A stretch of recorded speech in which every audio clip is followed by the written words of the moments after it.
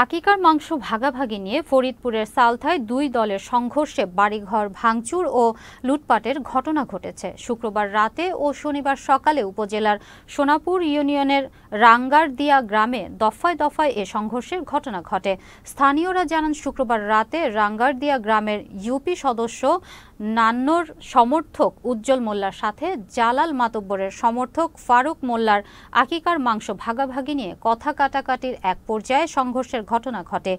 এরই সূত্র ধরে সকালে ফের সংঘর্ষ হয়। এতে অন্তত 15 জন আহত হয়। আহতদের ফরিদপুর মেডিকেল কলেজ হাসপাতালে ভর্তি করা হয়েছে। সালথা থানার ভারপ্রাপ্ত কর্মকর্তা মোহাম্মদ আতাউর রহমান জানান, পরিস্থিতি এখন শান্ত রয়েছে এবং অতিরিক্ত পুলিশ মোতায়েন করা হয়েছে। আকিকার মাংস নিয়ে বিরোধ ছিল। তারা দুই ভাই দুই পক্ষ, একজন উজ্জ্বল হচ্ছে নান্ন মেম্বারের পক্ষ, ফারুক হচ্ছে জালালের পক্ষ। তো তাদের মধ্যে গ্যাঞ্জাম হলে মান্নান নামে চাচা একজনকে ওই উজ্জ্বলকে মারে। উক্ত ঘটনাকে কেন্দ্র করে ঘটনার সূত্রপাত হয় এবং কালকে সন্ধ্যায় হালকা মারামারি হয়।